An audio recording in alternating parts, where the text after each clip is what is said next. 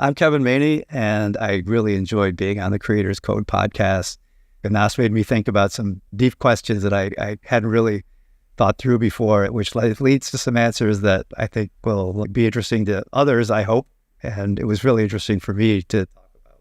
Today, we've got a very special guest. He's a distinguished author whose book, Play Bigger, has become a beacon for entrepreneurs and innovators worldwide. A co-founder of Category Design Advisors, his insights have helped businesses carve out their own unique space in the market. His writings as a contributing editor at Newsweek and as a columnist for the USA Today have consistently provided valuable perspective on the intersection of technology and business. Please join me and we give a warm welcome to the remarkable Kevin Maney. Hi, Kevin. Glad to have you on the show. Thanks for having me. I appreciate it. Absolute pleasure. So we met when I first saw you speak at the Eden Base event. Big shout out to Eden Base for making all these great events happen. And I would like to start by sharing a bit about your journey in the tech and business world and what got you to this stage today. Well, I guess in a sort of origin story, I graduated from college. I had wanted to work at newspapers. I'd been internships at newspapers, but could not yet get a job at a newspaper. And a friend of mine had a father who ran a department at General Electric that was in the town. I grew up in Binghamton, New York, that made computers for fighter jets for the Air Force. And knew I was looking for something, hired me to actually be a technical writer. And I'd never done anything like this before, but the job was to go in and talk to the engineers about how these things worked and to write manuals so that some 18-year-old on a flight deck could understand how to, fix these computers. And I'd never done anything like that, but I actually found the atmosphere really fascinating and really enjoyed doing stuff like that. So, I don't know, 6-9 months later, a job opened up at the Binghamton newspaper for a business reporter. And I'd never thought about doing anything like that. But I thought at that point, I really had, liked what I was doing. And I took that position and started writing primarily about the biggest business in town, which was IBM at the time. So that got me into writing about technology right at this moment in time when the personal computer started to become a thing that people were interested in. Because before that, when computers were basically these mainframes that sat in back rooms somewhere, the public didn't really have that much interest in reading about technology.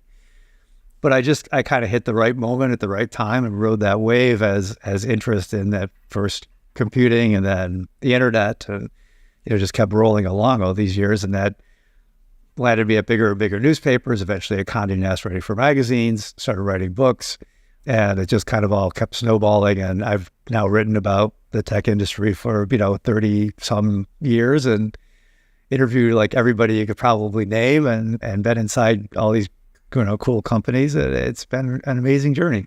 No, that's absolutely amazing. And I'm sure you've put all of that experience into your book, Play Bigger. One question, how was it dealing with fighter jets? Well, I didn't actually get to ride in a fighter jet or anything like that. I was in some factory where they were just making the computers that would somehow go and plug into these things someday. But right. But it was an amazing, just to learn about how these things worked was very cool. No, it was indeed. I could imagine.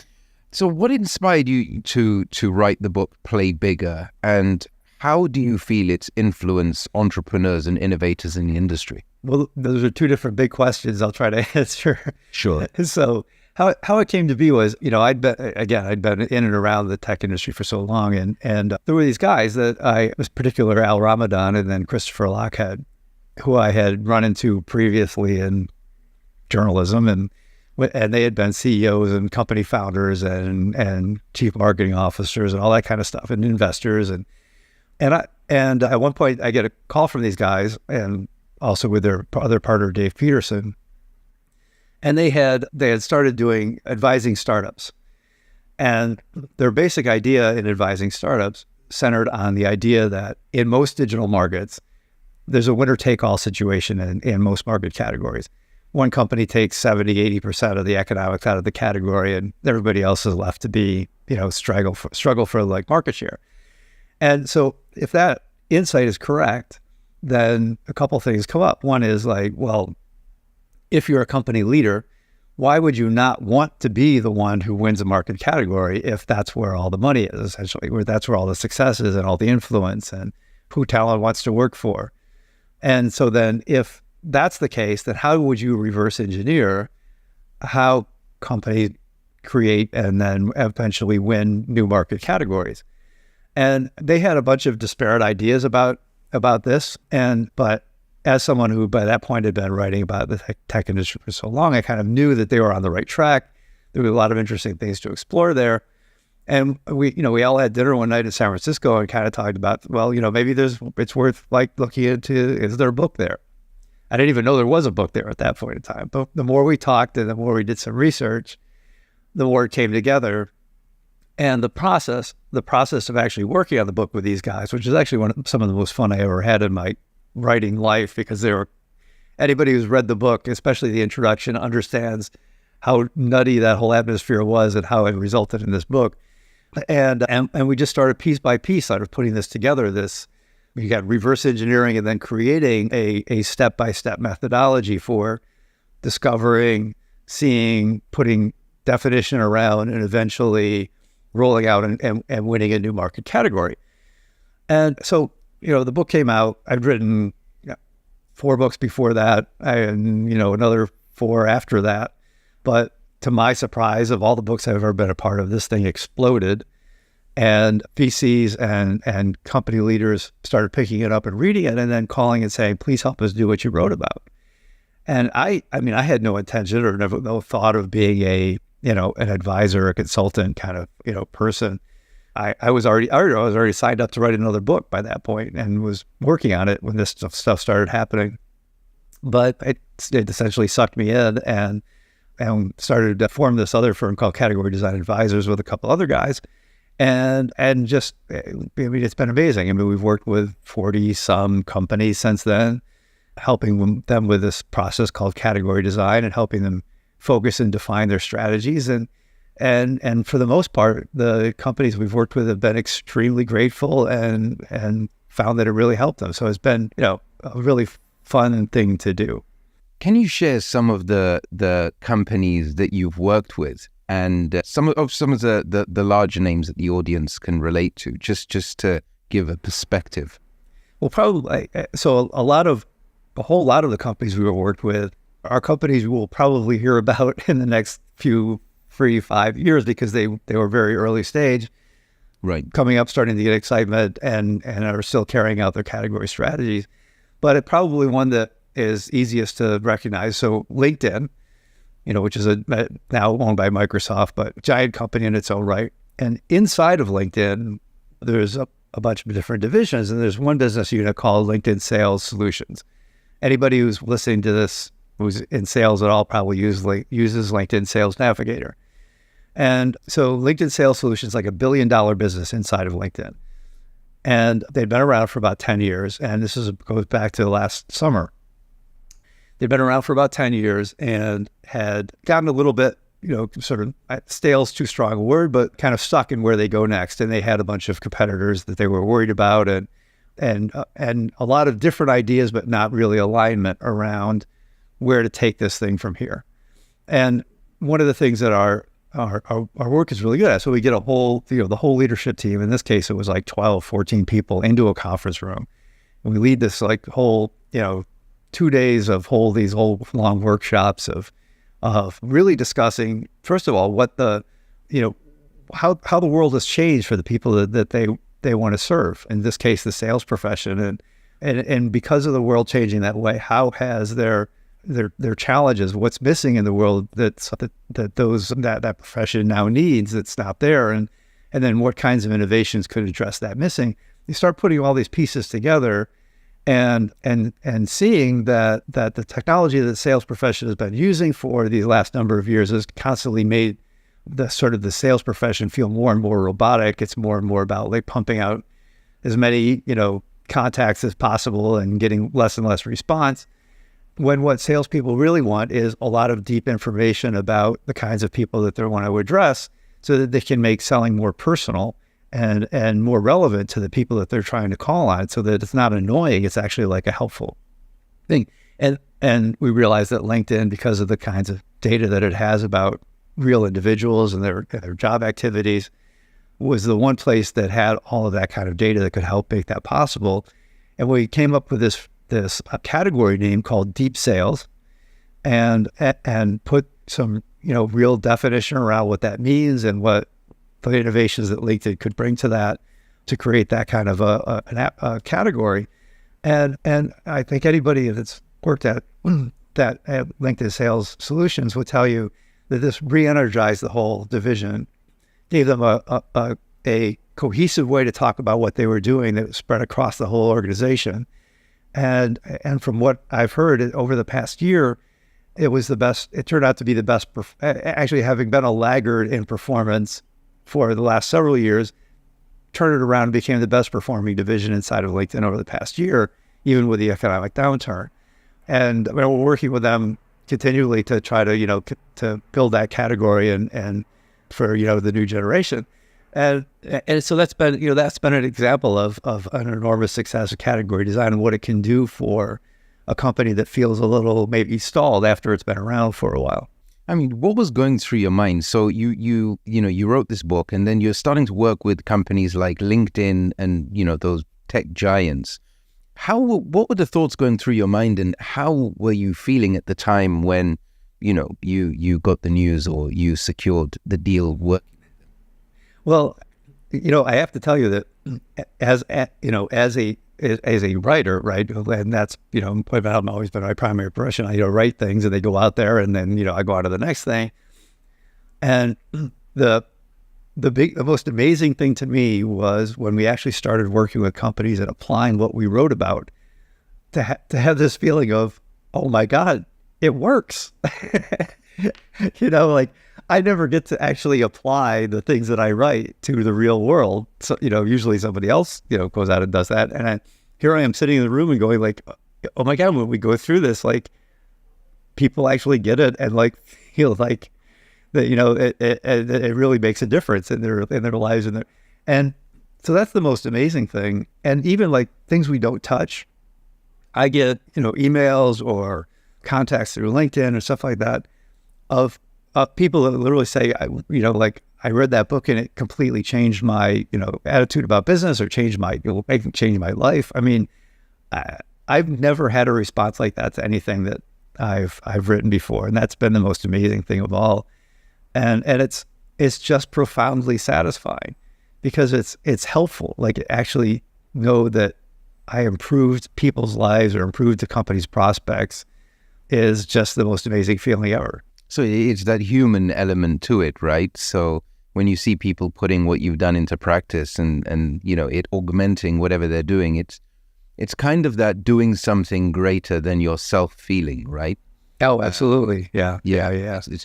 And that's why too, the way that we work, being in person in that room with the leadership team around us and driving toward, a solution and a place for them together, and actually feeling that feeling when everybody gets on board and says that's it, this is what we got to do. Everybody's energized and everything, and being actually able to be in the room live when all that stuff is happening is just so much better than, for instance, doing something and then hoping that it works out sometime later when the company does it. Or it's amazing. It's I often say I've played sports all my life, and it's like the feeling you get when you play in a big sports match. No, that's great to hear. I mean, can you share some insights about the process of helping the businesses create and dominate new categories? So in the book, it basically starts with some techniques to try to see a new market category, that and then moves into how to define it, put words around it. So let me step back a second. So think of a category as a space in people's minds. And if that space doesn't exist, then your product really has nowhere to go, right? So there's a lot of companies, tech companies, especially by technical founders, they build this really cool product. And then they're looking for what they call product market fit, right? Which basically means I've got this cool product and I'm trying to find a market where it fits and where it has some relevance. which actually seems to me in the category design sort of mentality backwards. That what you really are looking for is market product fit, which means that you first have to create the category, the market or a category in people's minds, so that it opens up a space for the product that you want to build to go into. And you want to make the product relevant to that space. So like, here's a quick example. If you were going to have a conversation with your family about cars to buy 20 years ago, there was no space in anybody's head for the most part about an electric car. The conversation you would have would be, what kind of car do we want to buy? And they're all gas powered cars. And that's the only conversation you would have. If you're going to have that conversation today, a lot of families are going to be, oh, should we buy an electric car or a gas powered car? Because over the past 20 years, this new category, or past 10 years really probably, this new category has opened up in people's minds of electric car. And in fact, the fact that that category exists not only allows Tesla to make products that can fit into that category and solve that category for people, but now it's opened up that space so everybody else, Ford, Volkswagen, all these other companies can build products to go to that into that category. So our work with companies is, how do you first not only see what's missing in the world, what needs to exist that doesn't exist yet. But the fact is that if it needs to exist and doesn't exist yet, that space in people's minds probably isn't there yet. So the first task actually is to market the category, is to put out whatever it is, thought leadership, education, these kinds of things, to make people aware that they need this thing. Sometimes it's actually describing the problem that people have that they don't quite yet realize is a problem, or don't realize there's a new way to solve that problem. And that starts to open up this space in people's minds so that you can build a product to solve it. Well, it also turns out that when you look at, by the way, before Play Bigger, I happened to write this other book called 2-Second Advantage, which got deep into brain science and what computer scientists were learning from neuroscientists about how to build AIs. And so that put me in touch with the whole world of neuroscientists. And we started to realize that if you look at neuroscience, what ends up happening with the way cognitive biases work and help, and drive our decision-making, is that when somebody first described a problem to you in a way that you recognize and feel like, oh, that person really understands what I'm looking for, that becomes a very powerful bias in your mind that you think, well, if that person really understands my problem, they probably understand how to solve it. And I'm going to give them sort of the benefit of the doubt in this category that they are the best ones suited to solve my problem. So if you do a really great job of opening that space in people's minds, describing the problem back to them so they feel like you really understand it, and describing then how to solve that problem, then you kind of win the cognitive bias. And you'll see this in technology all the time, right? There's many different instances where the best product is not the best seller, but it's because some company created that bias in people's minds, so everybody believes that that's the best thing. And even if others come along afterwards and say we're 10% faster or 20% cheaper or whatever else, it would be really hard to break through that cognitive bias.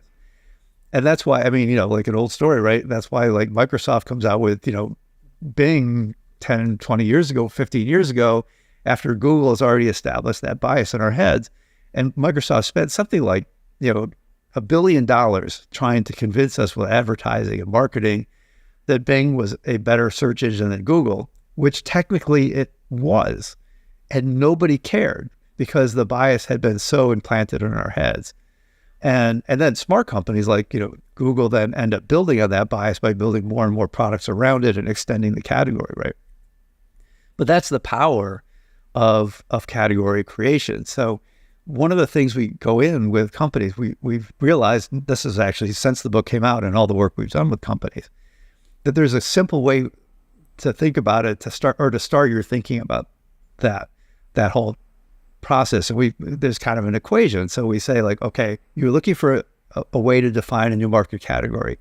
Well, the first thing you do is the equation is context plus missing plus innovation. So context is what's happening in the world around the kinds of people you want to address. That might be how technology is changing, but it also might be things like how society is changing, or, geopolitics. I mean, the war in Europe ends up disrupting supply chains and the economy changes and all these are all changes in context. How do the change in context affect the kinds of people that you're addressing, the customers you want to address? If you understand that and can define that, then you can define what's missing, what needs to be created to help change fix some problem that's arisen because of that context.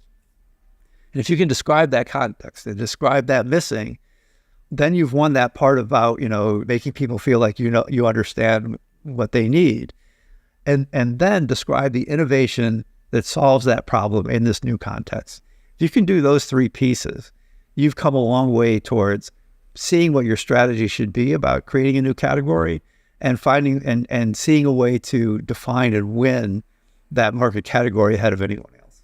I remember thank you very much for that. I remember you gave an example with Apple and the iPhone, right? So before the iPhone, there was no category for that. And Steve Jobs came out with the iPhone, set the category, and now every other company, when they're releasing products, they're using that as a base to try to beat what Apple has done, right? But they've just been, that's right. I mean, that's what happened with Android, and that's what happened with, you also gave the example of BlackBerry. Could you touch upon that? Because I found that very interesting when you brought it up. Yeah. Well, so as it turns, so there was an economist named Paul Gorosky, an American who ended up doing most of his work in the UK at Cambridge, I think, Oxford or Cambridge. And at one point, he decided he wanted to understand how market categories work and evolve over time. So he assembled data and he ended up writing this book called The Evolution of New Markets.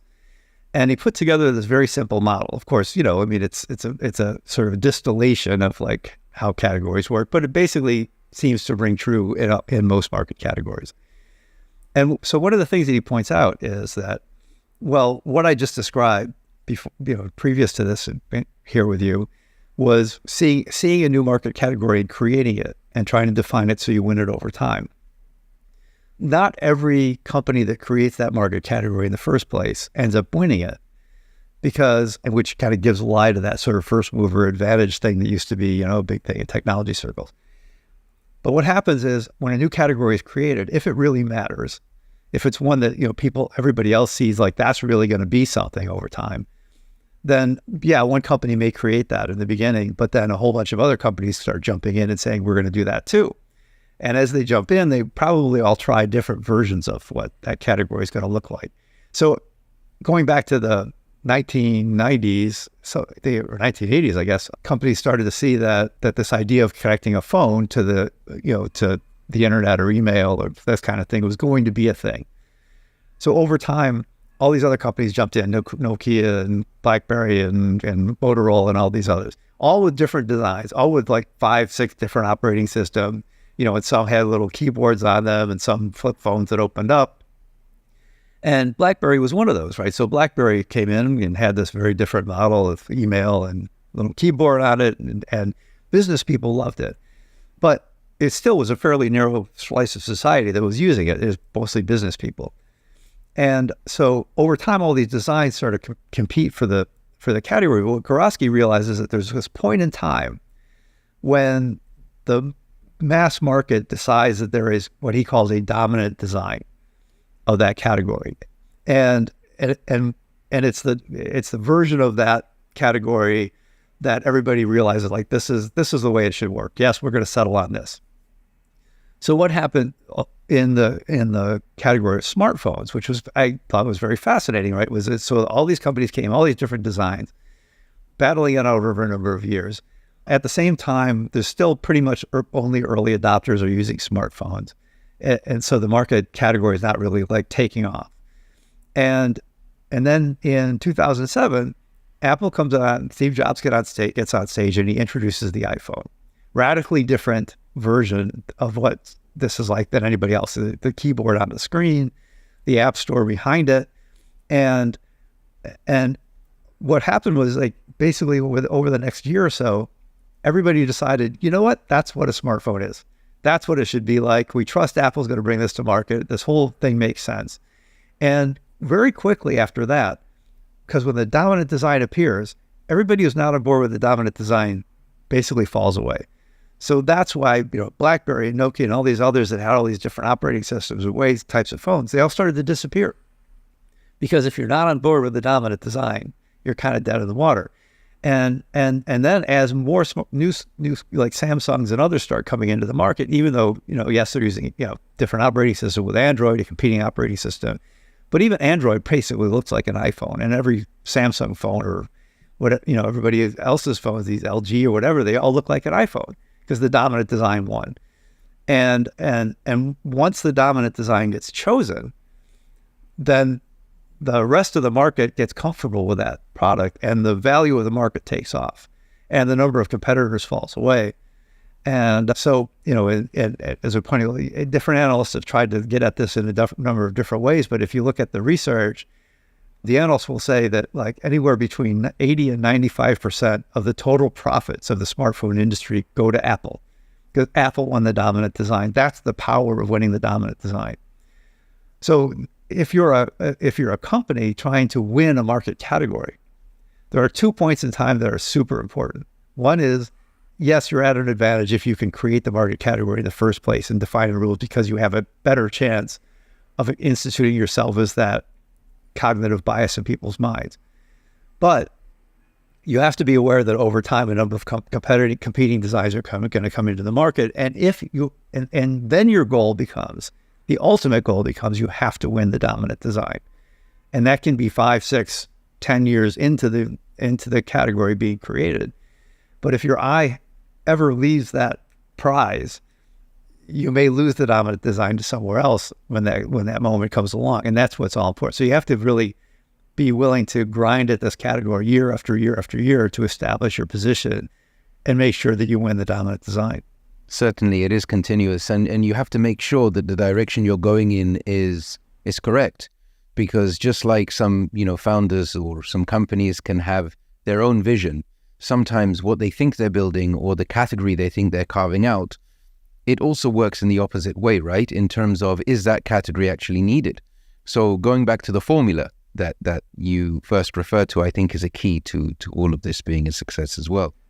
So yes, and if I can make one point about that, so that one of the signals. So if you think you see a new market category and you define it really well, and you can go to market, start going out to the market with it. And again, going back to Paul Borowski's research, the signal that you get that the category matters and actually is something is when you see others coming into the category, even if they have different designs on how it's going to work. But, it's that old saying that, some companies like don't want no competitors, right, to ever come. Well, that's the wrong way to look at it. Actually, competitors validate the category. And if you don't see competitors coming in, you've probably identified a category that doesn't really matter that much. So, that's a different way of thinking about it for companies. No, it is definitely. And, moving on from the early days of BlackBerry to the iPhones, now we're moving into an era with AI and quantum computing. How do you see that influencing or shaping the future of category design? Shaping the future of category design. There's twofold question. A is the influencing category design, and the B is entrepreneurship and business. Well, I think maybe the answer to both questions is going back to that formula that we talked about. So one thing that's true is that the greater the change in context, the more opportunity there is for new categories to appear. So, again, that doesn't have to be technology. It could be, war or an economic calamity or, a different complete change in societal attitudes or something like that.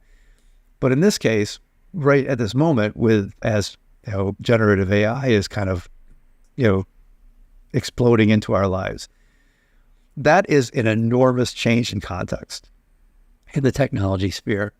And so anytime that there's an enormous change in context, if you start looking around, you realize that there are new ways of solving old problems that never existed before.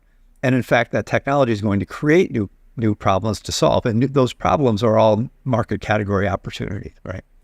So that's what I want to encourage companies to do, is understand how that contextual change is impacting the audience they want to address, and see what new problems are arising. So like, I mean, super simple kinds of things here that have already happened with generative AI. So generative AI comes along and helps, students write essays and, things like that, right? And so that creates a whole new problem for, academics that now they need a new kind of product that can detect whether somebody's written an essay in generative AI or if they've written it as, by themselves. So like the appearance of the technology actually created a new problem to solve, which offers a new opportunity for somebody else to create a new product. At the same time, so here's a company I spoke with recently, a fairly new company called Hippocratic AI. And so Hippocratic AI looks at a problem that's been plaguing the healthcare industry for years and years now, which is nursing shortage. And in fact, since COVID, the nursing shortage in the U.S. is extremely acute. There's something like 200,000, 300,000 nursing positions open across the country. And training nurses and getting new ones is extremely expensive and time consuming. And how do we solve this? And so generative AI comes along, and these guys realize that if you deeply train generative AI on medical knowledge and nursing, and also be able to ingest the medical data about it per individual, you're not going to replace nurses. I mean, nurses have a physical presence, and they can do things like, draw blood or give you a shot or, take your temperature, things that an AI can never do. But being able to take the burden off of nurses of some of the things that, like taking a phone call or offering advice or helping follow up with a patient about whether they're taking their medication, that generative AI can start to do that and essentially give every person, especially like say you have a chronic disease where you constantly have maybe questions or things or something, a disease to manage. Now you can essentially have a sort of a pre-nurse in your pocket at all times. And then, when things get serious and you have to go, get actual medical care, then you have the human nurses there. So being able to use this new technology that arises, this new context, to solve an old problem that never could be solved before is another way of looking at how these things can change the business. And so that's the way I would encourage all, anybody's, entrepreneurial to think about what's going on right now. 100%. I mean, how would you distinguish with the companies that you work with? You name one of them, but how do you distinguish the company's USP and also how they will survive in the category that's being created? I'll give you an example. Now with AI, you have ChatGPT and ChatGPT's API, which you can connect to and set all these different parameters and make lots of different agents. However, let's say this nursing application. So there is something similar, let's say in the mental health field in one of the GCC countries that they raised the money for. But when I'm taking a step back and looking at the whole industry right now, it's very much like a gold rush, right? Where on one hand, the companies who launch first have the greatest chance of survival and gaining investment because AI is the new buzzword. However, on the other side, for me to replicate that with no-code tools using, Bubble and maybe Made and ChatGPT would be able to create something similar. So how do you make that distinction and differentiation and even advise those companies on how they should protect what they're doing when they're creating new categories? Well, so one thing that's been certain as time has gone on, even over these last 10 years, is that the speed of that Karosky curve that happens in categories keeps accelerating. So, where, like, for instance, we talked about the iPhone example, that was like something that happened over 20 years, from the time of first the iPhone coming out. In some of these fields, the categories that are going to be created with using generative AI, it's being squeezed down to, shorter and shorter time periods. However, the having been, in this technology sector for so long and seen a lot of things, I think back to the early days of the consumer internet, the mid 1990s, when there was this explosion. Everybody was rushing into this thing. Everybody believed it was going to change everything. They're talking about the pace of change being, so much faster than ever before. And there was, this gold rush, right? Pumping all this money into all, and a lot of stuff that was created then turned out to be stuff that didn't really work yet, or wasn't really, solving a real problem. And so, while there were the gold rush years, all of a sudden there was this crash right in 2000, which wiped out a lot of the early companies. And then a few years later, we started to see the Facebooks, the Googles, the companies that really could actually like made use of the internet and made it part of our lives started to appear. And those are the ones that are, for the most part, are really the powerhouses today. I am reasonably sure we're going to see the same thing happen in this generative AI field.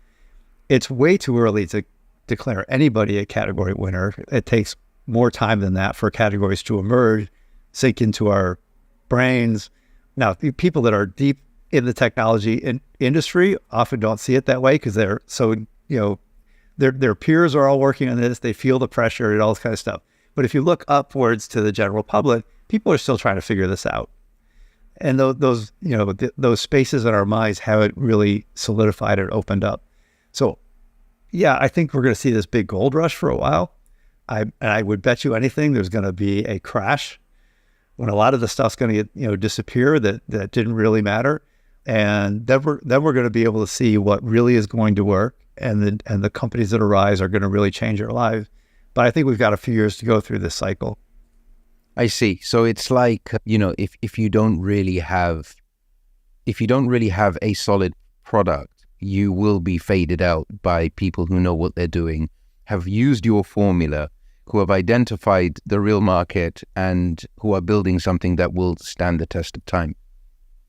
Yeah, I mean, more than likely, yes. And there's always the other outliers too. I mean, look, Jeff Bezos started Amazon in 1994, and he rode through. And if you remember, in the .com crash, Amazon stock went from God knows what, it was $250 a share down to like 12 or something like that. But Bezos was a brilliant enough business person, and knew, that he managed to manage his way through that and get out the other side and establish Amazon as the dominant design in retail on the internet.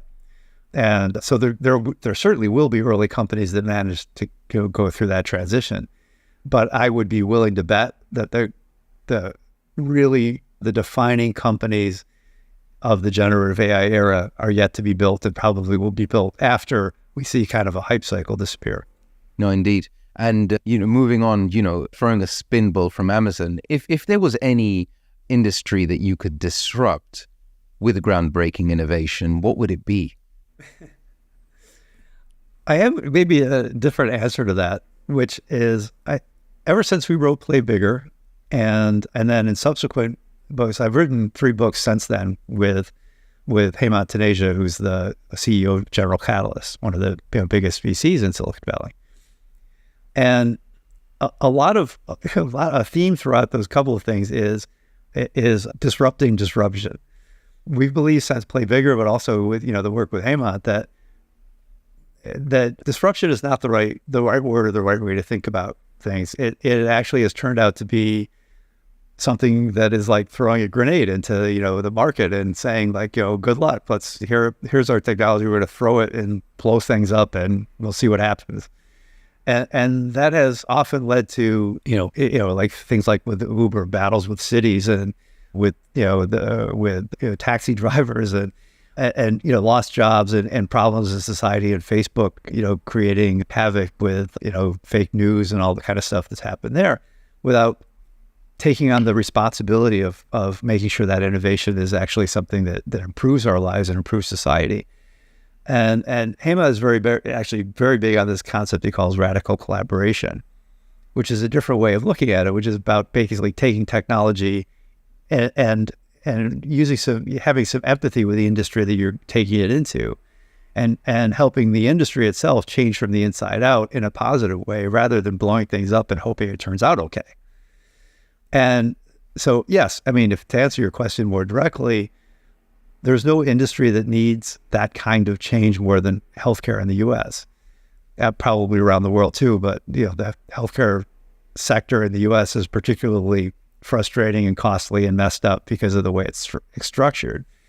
And there seems to be ways. I was talking about Hippocratic AI earlier, and there's a lot of companies that are appearing that can use technology and AI to radically change the way healthcare works and the experience of healthcare and the cost of healthcare. And while the tech industry has thrown company after company at healthcare for the last 20 years, most of it hasn't made a dent because they've all come from the outside trying to make their way in and disrupt something. But the new approach is, let's get inside the industry, bring these technologies and these capabilities into the people who are the incumbents, and who, by the way, all know they need to change. There's no doctor in any hospital that doesn't think the healthcare system is completely screwed up in the U.S. They know and want to change, but they don't have a way to. So if the technology companies can come in and offer them a way to make these changes and transform the industry, that's going to have more impact than any company coming in from the outside and say, we're going to try to blow this thing up. So that's where I believe things are heading in this, in this new generation of tech companies. Look for radical collaboration as a way to, and this is, I would go back to, look at what Tesla did. So Tesla comes in, and yes, you might think that from the outside, you look at what, Tesla coming in with the electric car, and this is a disruptive technology that's going to blow up the auto industry.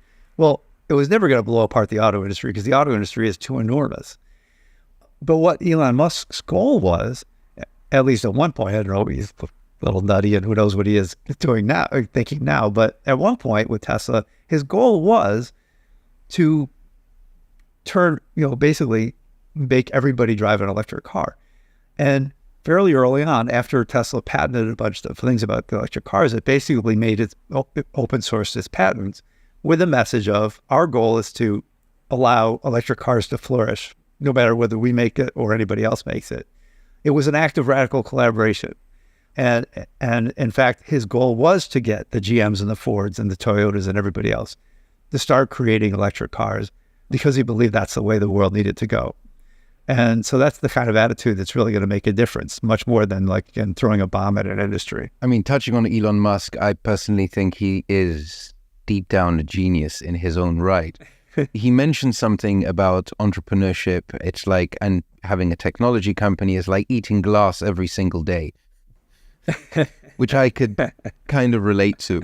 How would you, describe, what are your thoughts on Elon and what he's done, especially to his industry or the industries that he's had his fingers in?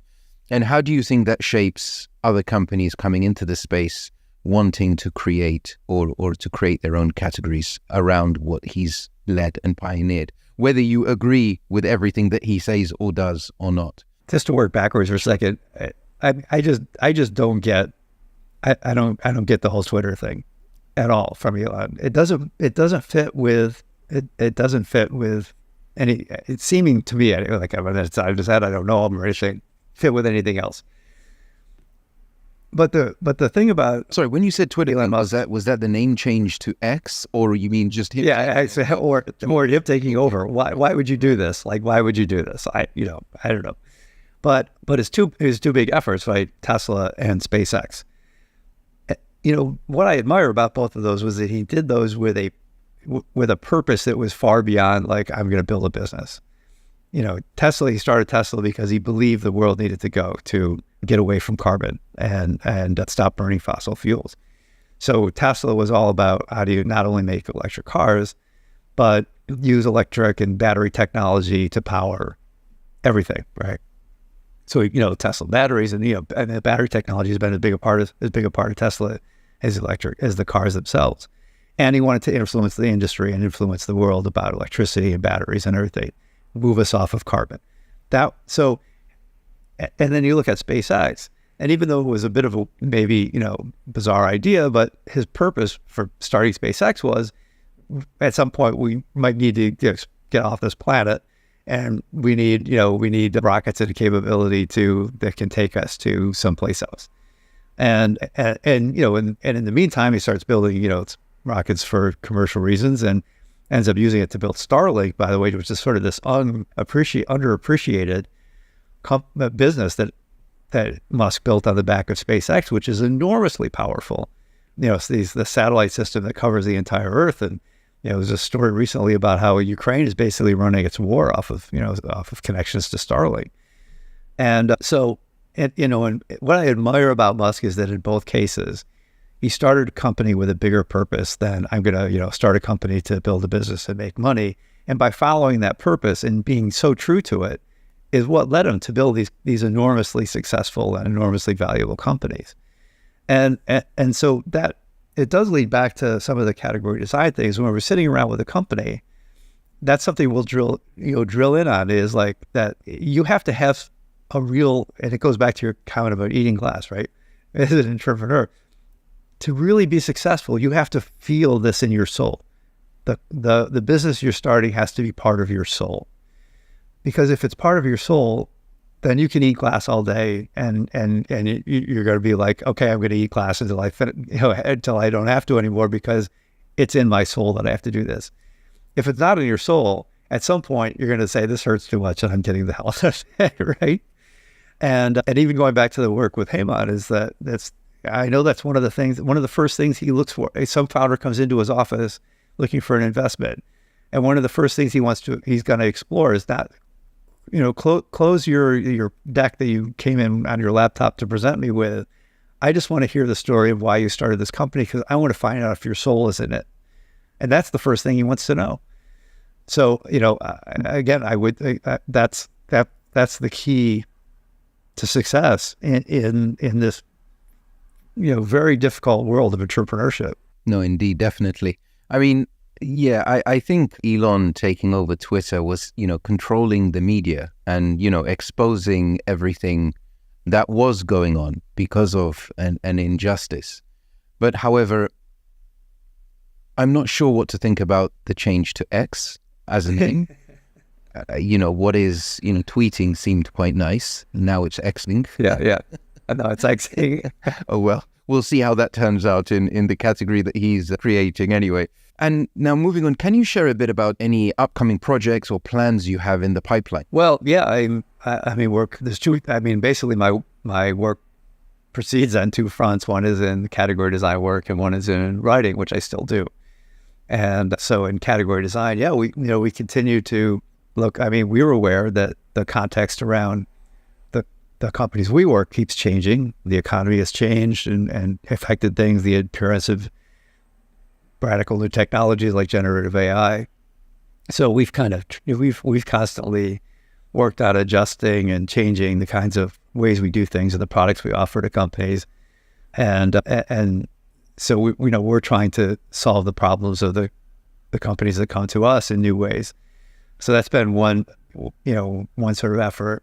And then on the writing front, I'm actually writing a fourth book with Heyman. We're collaborating on this one about the seven, or what is it, nine principles of impact investing, and we've distilled down these 9 principles that we believe everybody should think about as they try to create companies that have an impact on the world. And by the way, principle number 1 is the company must have a soul. That is principle number 1. No, that's very exciting. It's exciting times, to be honest with you. And in terms of when you step into a business, it's like, I'll use Facebook advertisers as an example because they're very clever. They're technically the money taps. So they walk into a business and say, hey, this is what you're doing. This is how I can improve or get customers through the door at this specific price. However, once you reach a certain target, I want a percentage of whatever is generated, or, they offer different incentives for the companies. I mean, are you exposed to that side of it as well? So, do you have a vested interest in the companies that you work with? Obviously not all of them, but at least opportunities for startups, which makes it worth your time, and obviously the startups as well. Well, so an important part of the way we work is that we want to have our payment be in both cash and equity. And the reason we do that is, well, first of all, we want to be investors in the companies that we work with. In fact, we want to work with companies we want to be investors in, essentially. And so we have a lot of companies come to us, and we'll be choosy about who we work with, because we are in fact going to take a good chunk of our fee in equity. And then if we do that, what we tell the company is like, okay, so now our future is your future, and if we're not going to charge you anything else if 6 months or 2 years or 6 years from now you need help from us. You want to redo your category thinking, or you just want us to look at something, or come in and teach a new generation of leadership about category design. Whatever you need, because now we're part of your team. We're invested in the company.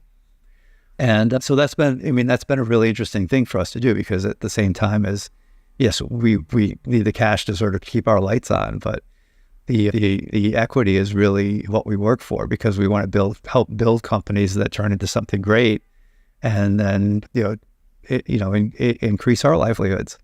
No, indeed. Thank you for that.